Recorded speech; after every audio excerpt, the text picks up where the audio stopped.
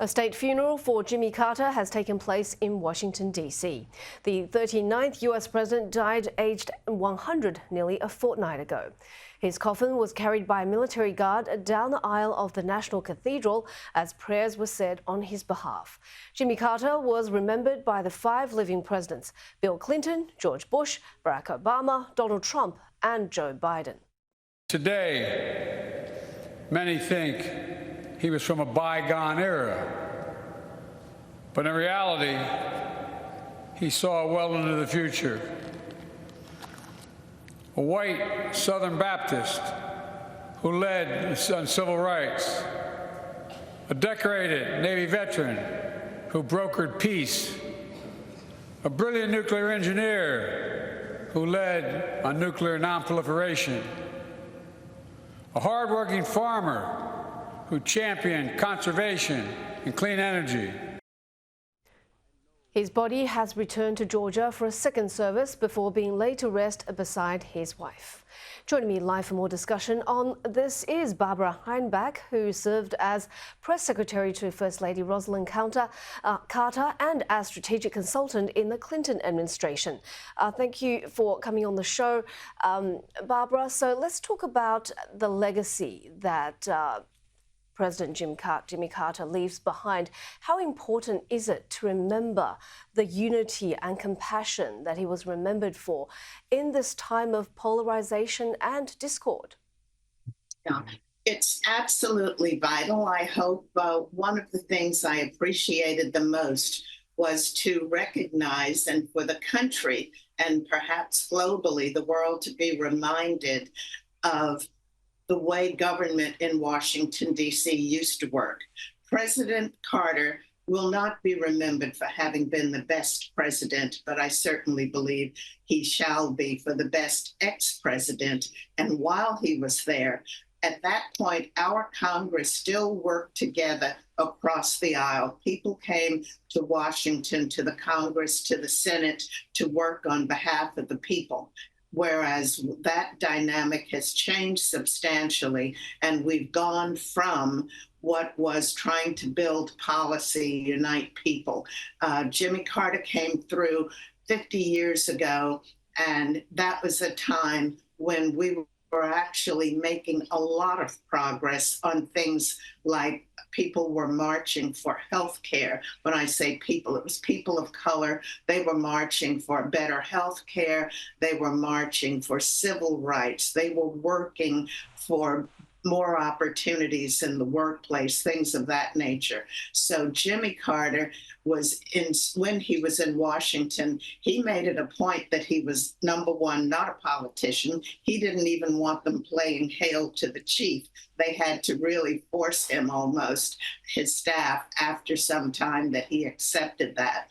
He was the only president who actually had his daughter, Amy, who was about 7 or 8 years old at the time, I believe, when he started his administration. She was the only child of a president to go to a public school. And there were many other things. Mrs. Carter would often travel. If it was her private time, we would travel commercially, not on a military plane. We traveled Air Force One when we were with the president. When it was something official, it would be a military plane. So he's going to be remembered for his service during and after the White House. He's from the South. There was a lot of Jim Crow. And the 4 people I remember especially during the service today were, I was happy to see Biden get through his speech. It's probably his last public opportunity, and he got through that smoothly. But it was Stu Eisenstadt, who was Carter's right arm man and advisor over the years in the White House and after, and he gave an outstanding list of accomplishments that Jimmy Carter made as a man. He called him a Renaissance man, as a nuclear physicist and engineer, and the other things that he had done while he was in Washington and before and after he left Washington. He was a man of service, and I believe through Habitat for Humanity, the joy in that in that service today was brought by his grandson, Jason, when he talked about, he said, well, my papa could have actually built his own house. It was a very simple, humble house that he and Rosalynn had in Plains, Georgia, small. And that was a double entendre for Habitat for Humanity, as well as the simplicity of the house and the other referrals that Jason made about them. What did you make of the interaction between the presidents? It's very rare that they can be brought together, but there was some tension between individuals. It was a very entertaining moment to see when you had these 5 presidents there. You had Trump sitting right next to Vice President Harris and her husband. When her husband spoke to Trump and Melania, you could see that Kamala was not pleased about that. Then in the second row, we had Trump and we had Obama just having a nice little tete-a-tete. And the Clintons were very quiet, which is unusual. And so there were some strange bedfellows and the lack of just a friendly, relaxed time. But I'm hoping, because President Carter cast such a wide net in his service to mankind, that in and of itself will, I think it gives not just the country, but globally, should give us pause to remember what the presidency and some of the things with the technology, with the eradication of the segregation and the progress we made in trying to eliminate racism, and in main issues and places where it counts, we have come a very long way. And I personally get very, very upset and annoyed when I hear politicians trying to drop the racist word and trying to play into that, dialing the clock back when, one, it's not true, and number two, after having made so much progress, if you don't have a policy to stand on for your accomplishments, we need to stop blaming the other side of the aisle.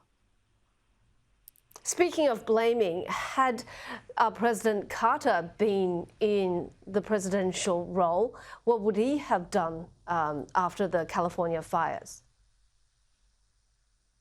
Would it have taken place? Because he was more of a conservative in certain areas, and he really believed in the national parks and so forth.